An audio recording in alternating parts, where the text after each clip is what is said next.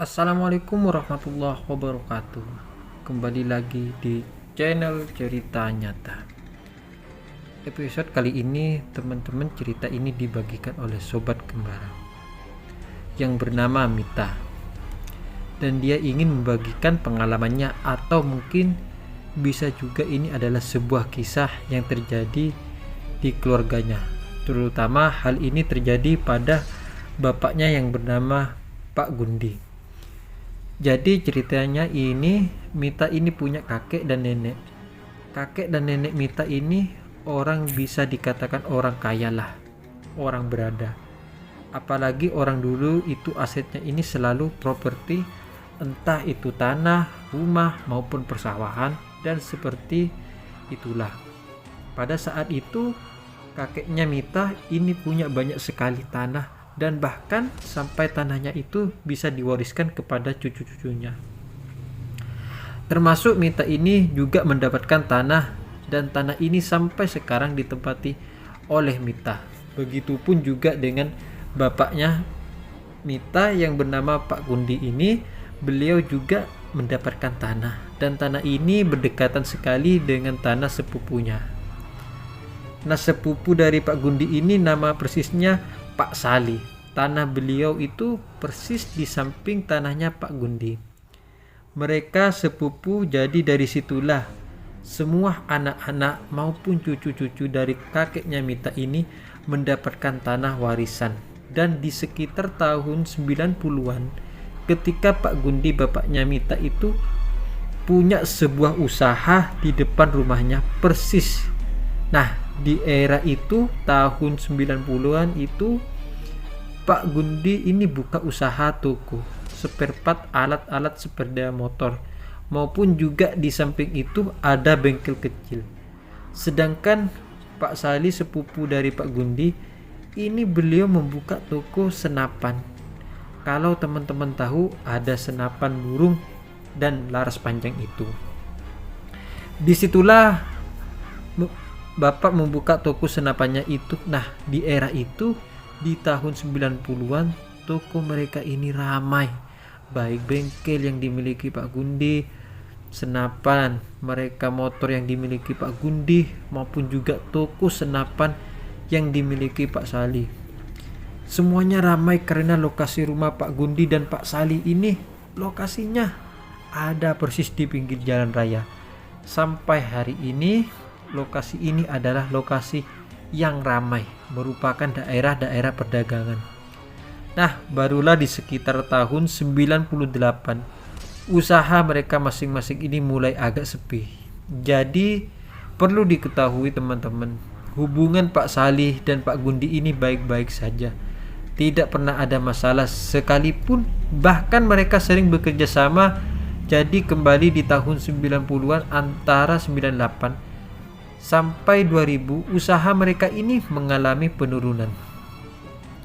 Dan penurunannya sangat drastis sekali, sampai waktu itu Mbak Mita rencananya mau kuliah di Jakarta ini tertunda sampai beberapa tahun pun pada akhirnya Mita ini bisa kuliah tapi tidak di Jakarta. Nah, di era-era tahun itu tiba-tiba Pak Sali ini ngajak Pak Gundi ke suatu tempat. Hal ini tidak direncanakan sebelumnya oleh Pak Gundi. Yang ada di pikiran Pak Gundi awalnya ketika diajak Pak Sali, beliau ini hanya diajak jalan-jalan ke suatu tempat. Nah, tiba-tiba Pak Sali ini datang ngomong ke Pak Gundi, "Gun, ayo ikut yuk jalan-jalan." "Kemana, Sal?" "Sudahlah, dekat aja kok. Gak usah bawa apa. Sudah, berangkatlah." Mereka ini sampai di sebuah terminal, ternyata lanjut ke bis yang lain. Bahkan waktu itu Pak Gundi ini bercerita ke bis ini menuju ke antar provinsi. Jadi sampai perjalanannya itu, disinilah Pak Gundi itu tanya ke Pak Sali, "Kita ini mau kemana? Aku ini bawa apa-apa." "Sudahlah, kamu pasti senang sama orang ini. Kamu tak ajak ke rumahnya. Orang pintar." Nah, awalnya Pak Gundi ini berpikir, kalau Pak Sali mau ngajak ke orang pintar, mungkin beliau pintar berburu atau memainkan senapan, karena Pak Sali memang hobinya seperti itu. Kalau tidak main senapan, ya berburu di hutan, Jadi awal mulanya itu Pak Gundi cuma berpikir orang pintar ini ya mungkin ini pintar mainan senapan atau pintar berburu. Ternyata pas sampai di rumah si orang ini yang dimaksud orang pintar ini sama sekali tidak menunjukkan bahwa orang ini pintar berburu. Tidak ada senapan sama sekali, di rumahnya tidak ada tanda-tanda beliau ini suka berburu. Malah yang dipandang Pak Gundi waktu itu rumah si orang ini yang dipanggil Simbah oleh Pak Sali ini, rumahnya itu terkesan kumuh, kotor dan tercium bau-bau bangkai. Waktu itu di samping itu juga masih ada bau-bau asap dupa maupun asap kemenyan. Tanyalah Mbak Gundi ke Pak Sali ini, siapa? Karena bapak-bapak ini persis duduk di depan mereka. Pak Gundi ini tanya pelan-pelan terus. Pak Sali bilang wis toh kita ini kesini mau konsultasi usaha. Kita ini kan sepi, apalagi di sekitar kita itu sudah banyak toko-toko baru, toko spare part, sepeda motor, bengkel motor. Ini sudah banyak pesaing. Kita ini banyak terus. Di seberang jalan itu dibuka toko senapan, baru mereka lebih lengkap ini. Yang membuat usaha kita juga sepi selain juga waktu itu memang bertepatan dengan krisis moneter. Nah, Pak Gundi ini diam ya. Waktu itu dia cuma berpikir, ya sudahlah terserah Sali saja maunya gimana. Nah waktu itu ngobrol-ngobrol ini ringan, sama sekali tidak membahas tentang pesugihan ataupun mereka hanya membahas seputar hal yang remeh-remeh. Waktu itu Pak Gundi ingat mereka membahas tentang hasil panen di daerah sana. Dan Pak Gundi ini berniat untuk membeli beras ketika pulang menuju ke rumahnya. Tiba-tiba sekitar jam malam Pak Sali ini masuk bersama Simbah. Dukun ini menuju sebuah ruangan yang Pak Gundi santai waktu itu sudah disuguhi kopi dan beberapa cemilan. Pak Gundi ini menikmati itu sambil merokok, menikmati suasana pedesaan ini. Nah, hal itu berlangsung sekitar 2 jam lah. Barulah setelah itu Pak Sali ini keluar. Pak Sali memanggil Pak Gundi. Gun, giliranmu, kamu panggil sama Simbah. Nah, Pak Gundi pun masuk sama sekali. Beliau ini tidak tahu harus ngapain di dalam. Nah, yang digambarkan oleh Pak Gundi ini cerita ke Mita. Pak Gundi ini masuk ke sebuah ruangan, terus di situ beliau melihat ada sebuah batu-batu. Anehnya batu itu tidak terlalu besar juga, tidak terlalu kecil, sedanglah ukurannya. Batu ini seperti membentuk sebuah sosok, entah sosok pewayangan, entah apa. Yang jelas batu ini baunya wangi. Jadi terlihat basa-basanya batu ini basanya dari minyak wangi. Entah tahu minyak wangi apa yang dipakai, dan disitulah masih banyak dupa yang menyala. Lah, mulailah di sini Simbah dukun ini ngomong ke Pak Gundi. Di mana? Apa maunya kamu? Kayak Salim apa gimana sih? Mbah sudah ngomong ke Salim sebelumnya ganti usaha. Kalian cocok kalau buka rumah makan, karena tak lihat dari weton kalian juga dari leluhur kalian ini cocoknya kalian ini buka usaha makan atau rumah makan. Terus Pak Gundi ini langsung tanya seperti, loh Mbah, kalau saya sama Sali buka rumah makan gimana? Wong rumah kami ini berdekatan. Lah, sama-sama buka rumah makan terus gimana? Ya gak apa-apa, pasti sama-sama ramai. Menunya aja yang diganti, misalnya kalau Salim jualan menu A, B, C, kamu juga menu yang lainnya, pokok berbeda, tapi tetap rumah makan. Nah, di situ Pak Gundi ngomong lagi, ya sudah Mbah, saya pikir-pikir dulu, karena si Sali ini ngajak saya ke sini tanpa ngomong. Sedikit pun saya ini juga kaget kalau usaha saya ini mau saya ganti. Ya saya harus ngomong sama istri, tidak unjuk-unjuk terus berubah jadi rumah makan. Ya sudah, itu pesan Simbah terus. Nanti jam kamu sama Sali menuju ke belakang, nanti kalian dimandikan, setelah itu kita menuju ke suatu tempat. Nah, Pak Gundi ini sama sekali tidak pemikirannya yang macam-macam. Dia hanya mendengar nasihat dari Simbah itu bahwa mereka ini harus disuruh mengganti usahanya jadi rumah makan. Nah, Pak Gundi tetap berpikir positif, dia pakai logika, mungkin ada benarnya juga. Di daerah sekitar sana jarang sekali ada yang buka rumah makan. Dan Pak Gundi ini sudah memikirkan banyak toko-toko di sana tidak ada rumah makan. Ketika Pak Gundi dan Pak Sali buka rumah makan, orang-orang yang sering datang ke toko-toko di sekitar sana pasti makanannya di tempat mereka. Itulah ada pikiran Pak Gundi. Nah, jadi sampai menunggu sekitaran jam 1 malam, Pak Gundi itu terus memikirkan. Dia ngomong ke Pak Sali, nanti ya masak siapa? Masakan istrimu kan lebih enak. Kalau masakan istriku ini kurang enak. Terus gimana ya? Ke rumah aja ya belajar masak. Jadi Pak Gundi ini terus membicarakan rencananya untuk membuka usaha rumah makan itu. Nah, sekitaran 1:30 atau jam 2 malam, Pak Gundi ini dan Pak Sali ini disuruh ke belakang beliau itu semua, mohon maaf, harus disuruh melepas baju dan pakaian. Tidak ada sehelai kain pun yang menempel. Baru mereka berdua ini disuruh ke belakang. Di situ ada sebuah sumur dan disinilah Pak Salim dan Pak Gundi itu dimandikan oleh Simbah dukun ini. Nah, waktu itu yang dirasakan oleh Pak Gundi, akhirnya ini dingin banget. Di samping itu juga air yang diguyurkan ke tubuh Pak Gundi ini baunya agak wangi-wangi. Nah, belakangan Pak Gundi itu tahu bahwa airnya memang air kembang dan mungkin kayaknya sudah tercampur minyak wangi. Inilah yang membuat airnya itu tercium bau harum. Setelah dimandikan seperti itu, Pak Gundi dan Pak Salim itu ditutupi dengan kain sarung. Langsung dibawa berjalan menuju ke sebuah hutan. Hutan itu persis di belakang rumahnya Mbah Dukun itu. Nah, di daerah hutan ini lokasinya tidak jauh dari rumah Mbah Dukun tersebut. Ada sebuah situs bersejarah, sebuah pemandian kecil yang biasa dikatakan ini sumur. Bukan seperti layaknya pemandian, tapi orang-orang di sekitar sana percaya bahwa ini adalah sebuah pemandian. Menurut Pak Gundi ini tidak lebih dari sebuah pemandian. Ini hanya sebuah sumur. Disinilah akhirnya Pak Gundi dan Pak Sali ini kembali berendam, dan waktu itu Mbah Dukun itu membacakan beberapa mantra, dan sekali Mbah Dukun itu ngambil air di samping dari mulutnya terus disemburkan ke Pak Gundi dan Pak Salim ini terjadi berulang kali. Nah, Pak Gundi ini awalnya heran, nah kok aku digini ya, tapi ya sudahlah. Waktu itu Pak Gundi melihat Pak Sali diam, akhirnya dia pun ikut diam. Nah, mereka berada di sana itu sampai jam 1:30 dini hari. Suhunya ini semakin turun. Pak Gundi waktu itu juga semakin dingin. Dia melihat Mbah Dukun ini kok tidak selesai-selesai ya, sampai badan saya ini menggigil.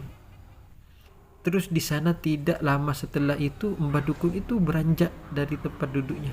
Terus beliau ini jalan. Nah, pas Mbah Dukun ini jalan, Pak Gundi itu melihat di samping kanan dan kiri. Dukun waktu itu Dukun ini jalan, Pak Gundi itu melihat ada sosok bayangan hitam.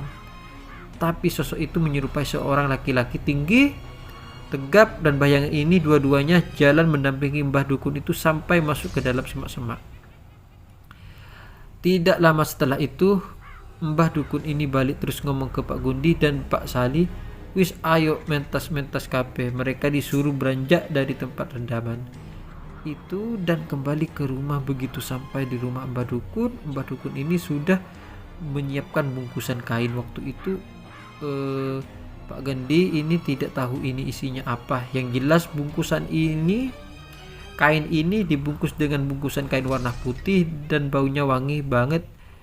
Mbah Dukun hanya berpesan, kalian bawa dan ketika nanti kalian buka usaha baru, letakkan ini persis di pintu sama seperti itu Salim juga. Itu Gundi juga seperti oh ya Mbah. Setelah itu mereka pulang. Dalam perjalanan pulang itu Pak Gundi ngomong, kamu nggak ngomong kalau kita ini mau ke rumah Mbah Dukun, terus bilang kalau aku ngomong kamu pasti nggak mau.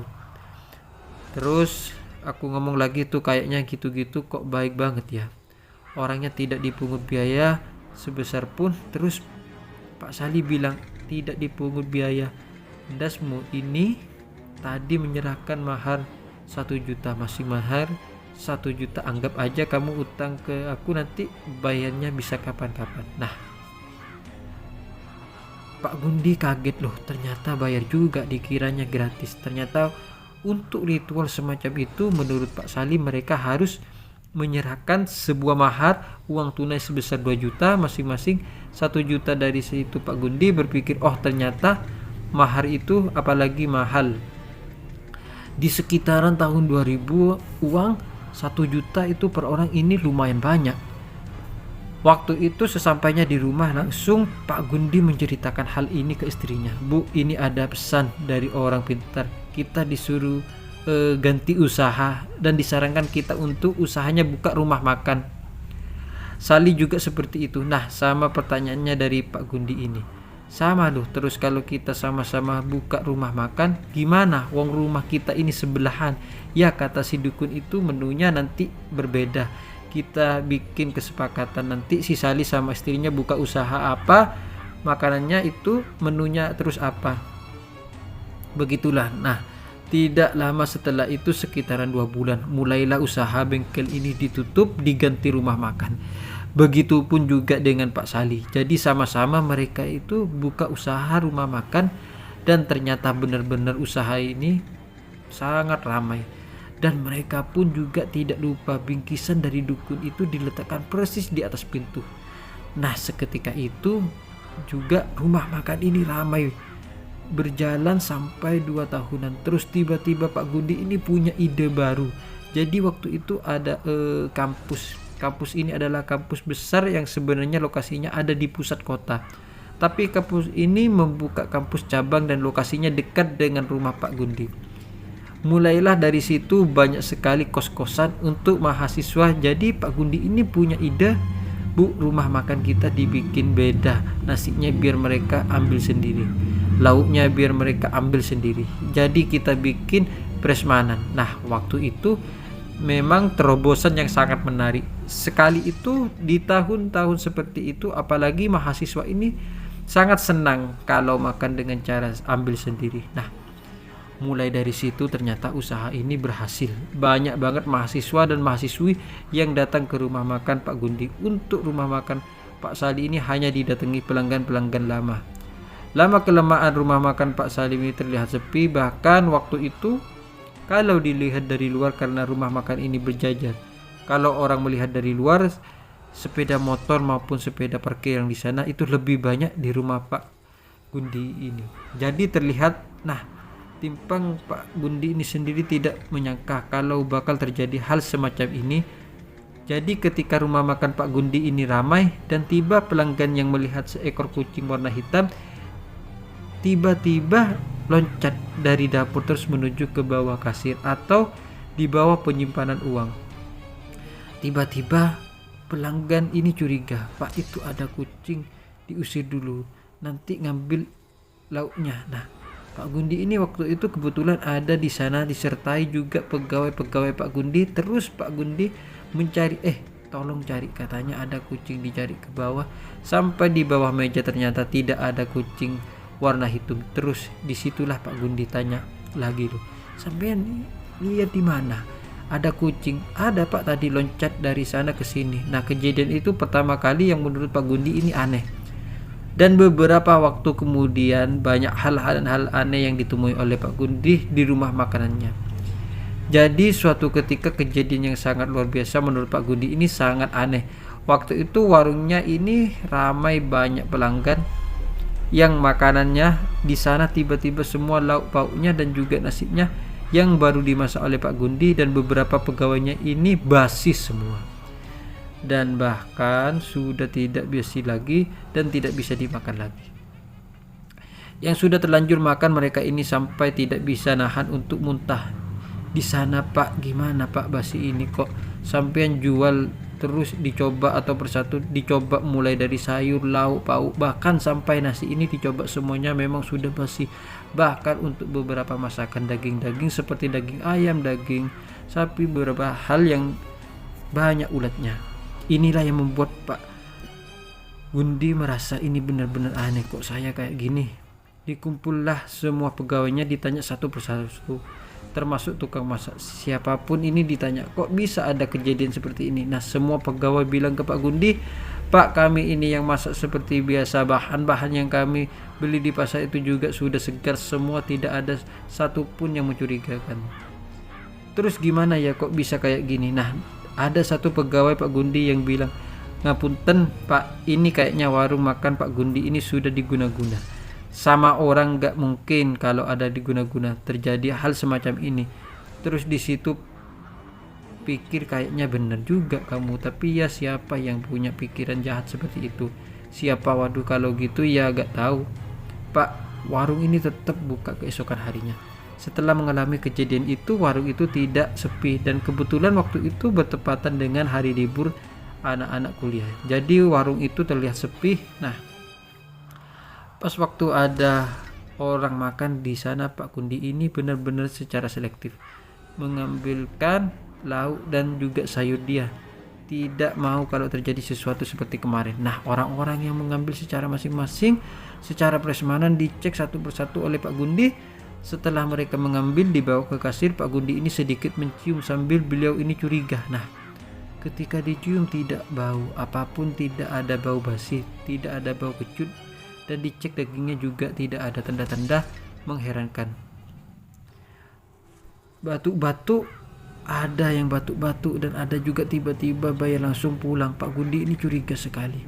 Makanan-makanan ini ternyata makanan basi lagi, dan beberapa ikan dan juga daging yang tadi dicek benar-benar oleh Pak Gundi ini ternyata sudah berulat. Nah, Pak Gundi ini langsung bingung. Keesokan harinya Pak Gundi tidak mau buka warung, beliau memilih untuk diam lebih dulu. Dibiarkanlah pelanggan-pelanggan dari Pak Gundi ini menuju ke warung Pak Salih terlebih dahulu. Sambil waktu itu Pak Gundi ini mempersiapkan kira-kira harus seperti apa strateginya, harus dirubah. Kalau memang warung Pak Gundi ini diguna-guna oleh ini, harus dicari solusinya, tidak boleh harus seperti ini. Nah, terus malam itu tiba-tiba Pak Gundi ini mengalami sesuatu yang aneh lagi. Waktu itu seisi rumah ini sudah tidur, semua para pegawai dan juga tidur, dan juga Pak Gundi ini adalah beberapa kamar yang difungsikan untuk tempat tidurnya para pegawai. Waktu itu semua sudah tidur. Nah, Pak Gundi ini tiba-tiba kebangun, dia menuju ke toilet, beliau kencing, kemudian beliau keluar dari toiletnya. Tiba-tiba beliau mendengar ada suara kemercing, kerincing, kerincing, kerincing, kerincing, kerincing, kerincing. Terus Pak Gundi itu keluar, kok kayak ada suara kereta kencana. Lah, semakin penasaran, beliau keluar sampai ke jalan raya, beliau toleh kanan kiri, ternyata tidak ada kejadian apapun. Akhirnya Pak Gundi masuk lagi. Sebelum Pak Gundi ini tidur, Pak Gundi mendengar ada suara seperti seorang perempuan yang lagi ngobrol dengan seorang laki-laki. Suaranya itu keras, tapi beliau tidak bisa mendengar apa yang mereka bicarakan. Nah, Pak Gundi ini otomatis keluar. Pak Gundi ini keluar, sekilas Pak Gundi ini melihat ada sosok perempuan rambutnya panjang, dan dia duduk di ruang tamu. Dan memang benar dia ini kayak ngobrol dengan seseorang, tapi karena Pak Gundi ini melihat sekilas, kemudian sosok ini hilang dan Pak Gundi tidak bisa memastikan ini sosok siapa. Keesokan harinya Pak Gundi cerita ke Pak Salih. Disinilah untuk pertama kalinya Pak Gundi ini melihat ada sebuah keanehan dari Pak Salih. Pak Salih ini ketika Pak Gundi diceritakan hanya menanggapi dengan dingin, dan Pak Gundi cerita panjang lebar ke Pak Salih, jawabnya singkat-singkat. Terus kemudian Pak Gundi ini merasa aneh dengan Pak Salih. Kok kayak gini diajak ngomong, kok tidak enak banget. Mungkin dia lagi bertengkar sama istrinya.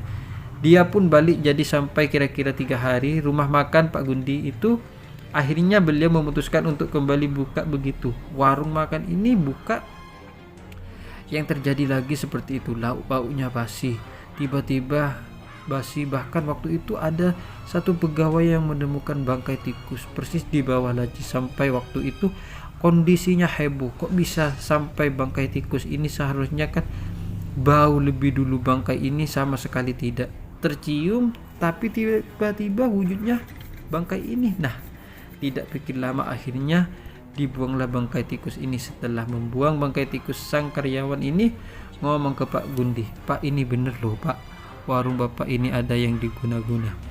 Ini anehnya banget, gimana kalau Bapak ini cari orang pintar untuk ngelihat, untuk menerawang kira-kira ada apa di sini. Aneh banget kalau kayak gini terus warung Bapak bisa sepi, Bapak pun juga bisa rugi. Tiap hari terlanjur masak, masakannya ini dibuang semua." Nah, Pak Gundi ini sendiri juga bingung, dia harus menuju ke siapa. Dia tidak pernah mengenal orang-orang pintar. Akhirnya lama berpikir, istri Pak Gundi ini bilang, "Pak, sudahlah, kamu kembali ke dukun itu aja yang kamu pernah datang sama Sali. Kamu tanya kira-kira kenapa kok warung ini bisa sepi." Seperti ini terus Pak Gundi ini ingat-ingat lagi, waduh, buka kalau di saya ulangi lagi, aku menuju ke rumah dukun itu, aku juga agak lupa. Gimana kalau ngajak Sali? Akhirnya sudahlah, kamu ajak Sali. Kamu cerita juga kondisi rumah makan ini seperti terus. Akhirnya Pak Gundi ini menuju ke rumah Pak Sali. Dia bilang, tolong aku diantarkan ke rumah Mbak Dukun itu. Ini rumah makanku, ini loh aneh. Seperti ada yang tak ceritakan kapan hari ke kamu. Masakanku sering basi.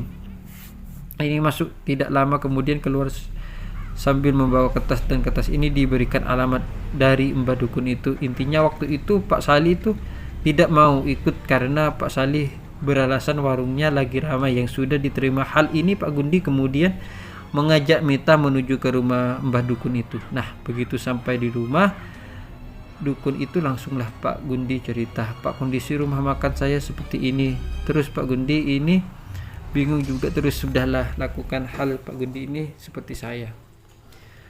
Tidak ngelakuin apa-apa, wong ini sudah tidak tahu apa mereka. Saya bilang ke dukun. Nah, Simbah ini bilang, "Ya wis, kamu usaha lain aja, jangan usaha rumah makan. Juga usaha rumah makan ini loh, Mbak ini gimana? Kan dulu awalnya Mbak sendiri ini yang minta saya diganti usaha rumah makan." Sali pun juga seperti itu. Saya bilang dari awal usaha kok sama Mbah dibilang tidak apa-apa, yang penting menunya beda kok. Sekarang bilang saya harus diganti usaha lagi, modal yang ini dari Mbah, apalagi beberapa hari ini modal saya juga sudah habis. Terus tiba-tiba Mbak Dukun ini keluar. Nah, Mbak Dukun ini ngasih beberapa bingkisan-bingkisan sama bungkusnya dengan kain putih seperti yang waktu itu diterima oleh Pak Gundi. Tapi Mbak Dukun ini bilang ini guna-guna juga untuk melawan sihir yang lain. Nah, tapi ada ritualnya. Begitu sampai rumah kamu beli ayam cemani yang warna hitam, semua terus kamu sembelih persis di bawah tempat uang kamu. Setelah itu nantinya dari darahnya biarkan berceceran di sana, kamu tunggu kira-kira 2 hari. 2 hari itu warungmu jangan buka dulu. Nah, baru setelah itu kamu boleh buka. Nah, pas buka ini darah ayam yang masih terlihat basah kamu bersihkan, tapi yang sudah kering ya tidak usah kamu bersihkan. Sudah itu ya. Tidak lama setelah itu Pak Gundi bilang, "Terus maharnya gimana, Mbah?" "Wis, maharnya ndak usah. Wong Sali juga pernah kesini. Sali ini masih sering kesini. Minta tolong Mbah. Kamu ndak usah memikirkan mahar." Nah, ulanglah Pak Gundi ini dalam perjalanan itu. Pak Gundi memikir kok ada kata-kata Mbak Dukun tadi, Sali masih sering ke sana minta tolong. Seharusnya kalau Sali ke rumah Mbak Dukun itu Sali cerita Pak Gundi, tapi kenyataannya Pak Gundi tidak pernah mendapat cerita sedikit pun dari Sali bahwa Sali ini sering menuju ke rumah Mbak Dukun. Jadi setelah itu membuka rumahnya makan. Yang pertama kalinya Pak Gundi ini tidak tahu bahwa ternyata selama ini si Sali ini masih sering ke rumah Mbak Dukun ini. Disinilah Pak Gundi itu mikir keras. Jadi sepanjang perjalanan menuju ke rumah Pak Gundi ini memikirkan kira-kira Sali ini ngapain ke rumah Mbak Dukun. Kok dia masih sering ke sana? Jangan-jangan juga dia minta ilmu-ilmu yang lain. Ya sudahlah, dia pun mikir. Sesampainya rumah langsung dilakukan apa yang diperintahkan oleh Mbak Dukun itu. Pak Gundi langsung menyuruh salah satu karyawan untuk mencari ayam cemani yang warnanya hitam semua. Setelah ayam cemani ini didapat, barulah di situ Pak Gundi melakukan ritual tersebut. Nah, Disitulah mungkin kesalahan Pak Gundi. Waktu nyembelih ayam cemani ini Pak Gundi mengucapkan Bismillahirrahmanirrahim. Terus menyembelih ayam ini, terus darahnya dijejerkan di sana persis seperti yang diarahkan oleh Mbah Dukun itu. Tapi mungkin yang menjadi kesalahan adalah Pak Gundi ini membacakan Bismillahirrahmanirrahim tanpa disadari oleh Pak Gundi. Nah, ditunggulah 2 hari. Rumah makan ini tutup 2 hari kemudian buka. Tiba-tiba rumah makan Pak Gundi ini terlihat sangat aneh, jauh berbeda. Seperti sebelum-sebelumnya, mahasiswa-mahasiswa yang biasanya datang ini tetap datang, mereka makan di sana. Memang waktu itu makanan-makanan Pak Gundi ini sama sekali tidak ada yang basi, tapi memang pengunjung tidak ramai seperti yang biasanya. Nah, awalnya Pak Gundi ini berpikir berarti ini ritualnya berhasil. Ternyata ritual yang dilakukan Pak Gundi ini tidak berhasil. Belakangan ini diketahui oleh Pak Gundi dari Mbah Dukun itu. Menjadi Mbah Dukun ini sempat bilang sebenarnya ritualmu itu gak berhasil. Mungkin kamu melakukannya beda seperti yang saya arahkan. Disinilah baru Pak Gundi ini tahu bahwa Mbah Dukun ini akhirnya membocorkan kamu baca apa. Waktu menyembelih ayam saya baca bismillah. Mbah, lah yaitu siapa yang menyuruh kamu baca bismillah? Sudahlah, sembelih-sembelih saja. Terus Pak Gundi tanya, loh Mbah, tapi waktu itu warung saya ini ramai loh, mahasiswa-mahasiswa yang biasanya datang ke itu datang lagi. Terus masakan saya yang tidak bau dan tidak basi itu menjadi tidak basi. Sudahlah, aku tidak bisa bantu kamu lagi. Kalau ritual ini diulangi jelas tidak bisa kamu kalah sama guna-guna Sali. Nah, Mbah Dukun ini keceplosan. Tiba-tiba ngomong kalau ritual ini kalah guna-gunanya, kalah dengan guna-guna yang dilancarkan oleh Sali. Terus Mbah Dukun ini bingung, loh Mbah Sali ini juga pakai guna-guna toh. Mbah, oh enggak, maksud saya itu soal kesini minta guna-guna supaya terhindar dari guna-guna yang lain, bukan guna-guna dari kamu. Dikunci oleh Pak Gundi pernyataan ini Mbah Dukun, bahwa Mbah Dukun ini sempat bilang bahwa Sali ini juga menggunakan guna-guna untuk menyerang Pak Gundi ini. Yang dikunci oleh Pak Gundi, sepulangnya dari sana dia belum nyamperin Pak Sali. Dia cuma ngomong ke istrinya bahwa selama ini yang guna-guna ini Pak Sali. Nah, barulah di sini juga cerita tentang banget ketika ini main ke rumah anaknya Pak Sali itu, karena mereka masih saudara. Mita ini sering melihat Pak Sali itu sering melakukan sesuatu yang aneh di belakang rumahnya, seperti membawa bangkai tikus. Juga pernah Mita melihat Pak Sali ini menyembelih ayam cemani. Nah, Pak Gundi tanya, loh kamu kenapa kok gak cerita ke bapak kalau Pak Sali ini melakukan seperti itu? Ya, Mita kan awalnya tidak tahu Pak. Mita bahkan juga tidak percaya kalau Pak Sali yang melakukan guna-guna itu ke bapak. Ya wislah kalau gitu. Kita mulai saat itu Pak Gundi ini mulai sakit-sakitan. Sakitnya ini macam-macam, mulai dari sakit kepala, sakit perut, tiba-tiba kakinya tidak bisa jalan. Jadi terus menerus itu sampai rumah makan ini tidak terusi lagi. Dan pada akhirnya Mita punya pikiran sama adik-adiknya, sudahlah rumah makan ini ditutup, kita buat angkringan. Jadi mulai ketika Pak Gundi ini sakit-sakitan di sekitaran tahun 2007, Mita itu memutuskan untuk membuat angkringan di rumahnya. Nah, angkringan ini mulai ramai berdatangan, apalagi Mita ini pinter, dia bisa bikin acara angkringan itu, ada band-bandan kampus didatangi di sana untuk tampil dengan upah yang tidak seberapa banyak, tapi di situ akhirnya menarik banyak sekali anak-anak muda yang datang di angkringan. Sampai suatu ketika pas angkringan ini jalan hampir 1 tahun, ada sebuah acara musik dan dihadiri banyak sekali anak-anak muda, sampai membuat hari itu Sabtu malam Minggu sepeda motornya itu terparkir ini sampai ramai sekali. Sali itu marah dan tiba-tiba ada kelakuan Pak Sali yang membuat Mita ini jengkel. Begitupun juga dengan Pak Gundi, motor-motor yang terparkir di depan rumah Pak Sali ini dirobohkan oleh Pak Sali. Dan anak-anak yang mulai dari sinilah hubungan Pak Gundi dan Pak Sali ini semakin renggang. Begitupun juga dengan anak-anak mereka. Tapi Mita tidak mau tahu soal hal itu. Dibuatlah pembatas supaya ketika ada acara sepeda motor ini tidak ke depan rumahnya Pak Salih. Nah, angkringan ini tetap jalan. Tiba-tiba rumah Pak Salih ini bangkrut. Tidak tahu bangkrutnya kenapa, karena mulai saat itu dan juga bapaknya tidak pernah lagi komunikasi dengan Pak Salih. Dan anak-anaknya rumah makan ini bangkrut. Tiba-tiba Pak Salih ini jarang sekali keluar rumah. Nah, suatu ketika minta ini bikin acara di hari Sabtu malam Minggu, dan acara musik seperti biasa. Penontonnya ini ramai banget, dan makanan-makanan yang dijual angkringan itu terjual habis. Jadi semua makanan yang dijual Mita ini di angkringan ini kebanyakan itu adalah titipan orang-orang yang di sekitarnya. Waktu itu pas acara ramai-ramainya ada seorang ibu-ibu ini membawa selendang. Bungkusan dia itu mencari keberadaan yang punya siapa. Ya Mbak, dipanggillah keluar menemui ibu-ibu ini. Mbak, ini yang punya siapa ya? Oh ya, kenapa? Awalnya Minta mikir mungkin ini ibu-ibu mau titip sesuatu, mungkin titip kerupuk atau titip cemilan apa.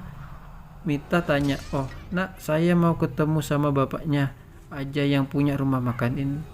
Oh iya, bapak saya, tapi bapak saya lagi sakit Bu.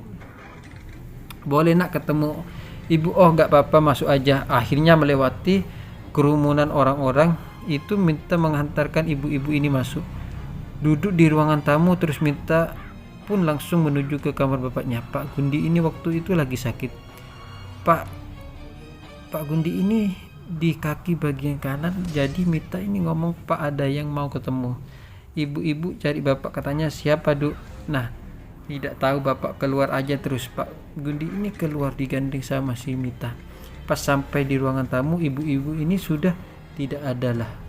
Pun juga kaget, loh tadi ibu-ibu ini kesini loh, kenapa cari bapak?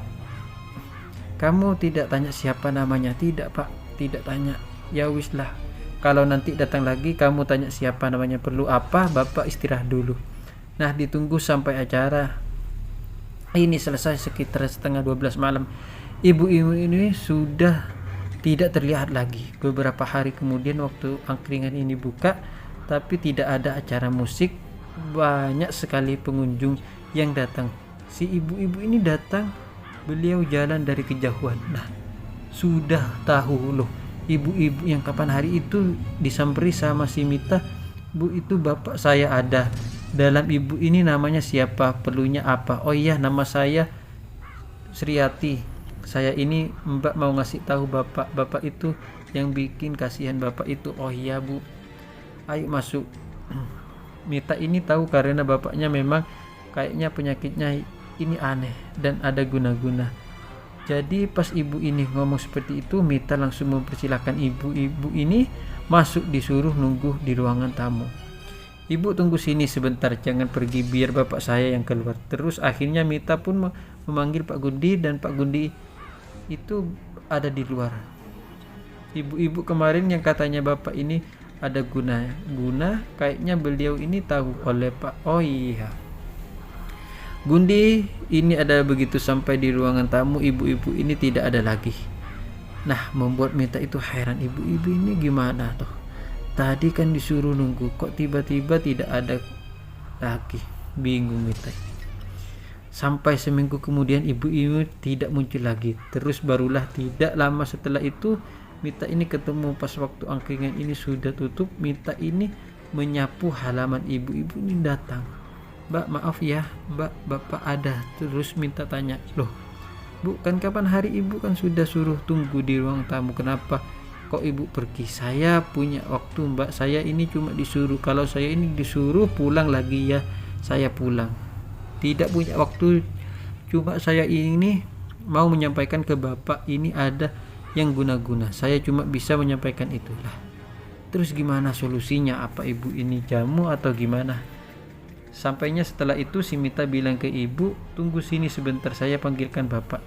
Sudah, tidak usah masuk, tunggu di sini sebentar. Nah, Mita ini sudah tahu paling ibu-ibu ini sudah tidak ada lagi. Ternyata benar Pak Gundi itu keluar, si ibu-ibu ini sudah tidak ada lagi. Akhirnya Mita ini pun sebel, sudah Pak, bapak tidur aja, kalau ada ibu-ibu nanti datang ke sini. Sudah minta tidak diperbolehkan masuk. Yang penting katanya bapak itu kena guna-guna. Nah, pada suatu ketika si Pak Gundi ini kebangun di tengah malam. Terus beliau ini membangunkan ibunya Mita.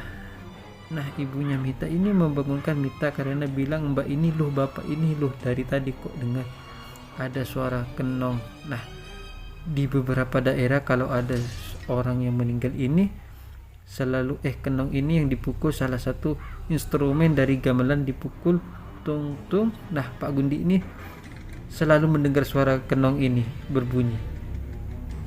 Selalu ngomong ke istrinya, "Bu, itu siapa yang mati?" "Tidak ada, Pak, ini waktu kok dengar kenong." "Tidak ada, Pak." Nah, di setiap malam Pak Gundi selalu mendengar suara kenong, dan kadang-kadang Pak Gundi ini bilang ke istrinya, beliau mendengar suara burung, Kak. Jadi Pak Gundi ini di ketakutan sendiri, "Bu, itu kok ada suara burung, yang siapa yang meninggal ya, Pak? Bapak ini juga jangan ngomong yang aneh-aneh." "Sudahlah, Bapak pikirannya yang tenang.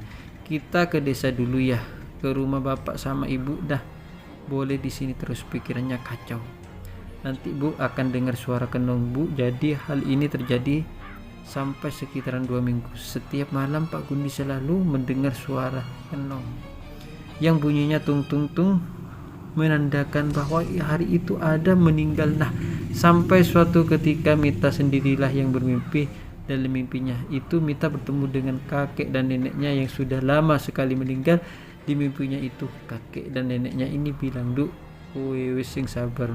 Mari ngene bapakmu kowe melo awak dewe." "Loh, kenapa kok bapak ikut mbah yo?" "Wis wayahe, Duk, engko wayahe ya ono dewe. Pokoke wis sing sabar, bapakmu arep diajak mbah mulih." Inilah kata-kata itu. Tiba-tiba dalam mimpinya itu Mita itu menangis. Sesungguhnya dia kayaknya sudah merasa bapaknya ini kayaknya sudah tidak lama lagi. Malam itu Mita ini kepingin tidur terus dengan bapaknya. Dia bilang ke ibunya, "Pokoknya Mita mau tidur sama bapak terus." Jadi malam pertama setelah Mita mengalami mimpi itu, Mita tidur dengan bapaknya. Malam kedua setelah Mita mengalami mimpi itu, Mita masih tidur bersama bapaknya. Nah, malam ketiga pas waktu Mita tidur di samping Pak Gundi, dalam tidurnya itu Mita mimpi di situ ada sosok kakek dan nenek dan Pak Gundi ini lagi duduk-duduk di depan rumah. Tiba-tiba kakek ini dan neneknya Mita itu langsung gandeng tangan Pak Gundi. Pak Gundi diajak masuk ke sebuah pintu. Pintu ini besar banget, pintu ini ukiran. Nah, tiba-tiba di pojok pintu itu, sebelum pintu masuk itu ada sosok Pak Sali. Nah, Pak Sali ini keluar bulu-bulu seperti monyet. Sosok Pak Sali ini jongkok persis seperti monyet, sambil dia garuk-garuk melihat jelas sosok Pak Sali itu persis seperti monyet dan bulunya. Nah, ketika kakek-kakek ini berjalan sama Pak Gundi melewati pintu Pak Sali ini, dia teriak-teriak. Teriakannya seperti monyet dan kesakitan, terus teriak-teriak seperti ini, tapi beliau ini tidak bisa masuk, tidak bisa kembali. Nah, di situ terus muter-muter seperti itu. Nah, barulah Mita ini merasakan sebuah hawa dingin. Barulah Mita ini bangun, ternyata yang dipegang dingin ini adalah tangannya bapak sendiri. Terus Mita pun kaget, dia membangunkan bapaknya. "Pak, bangun Pak, bapak bangun Pak." Barulah semakin teriakan Mita ini, ibunya pun masuk. "Kenapa nak? Bu, bapak di sini." Inilah Mita mengetahui bahwa Pak Gundi bapaknya meninggal dunia. Nah, setelah dimakamkan dan lain sebagainya, di sekitaran seminggu setelah itu Mita baru cerita ke ibunya tentang mimpinya itu. Nah, disinilah istri Pak Gundi yang tidak lain adalah ibunya Mita. Dia bilang yang selama ini melakukan guna-guna yang jahat kepada bapakmu itu ya Pak Sali. Itu ibu semakin yakin dengan adanya mimpi yang kamu alami. Itu Duk, ternyata berjalannya waktu Pak Sali ini sering sakit-sakitan. Beliau itu sering teriak-teriak sendiri, sampai tiba-tiba sekitar 2 bulan Pak Sali ini sakit anaknya, dan Pak Sali yang laki-laki ini datang menuju ke rumah.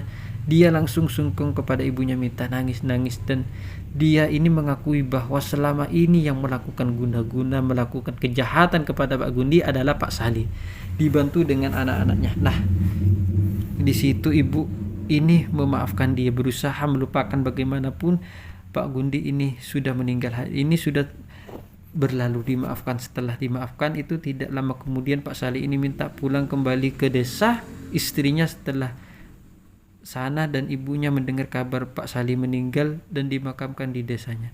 Sampai kemudian rumah ini kosong dan kemudian rumah Pak Gundi dijual ke orang.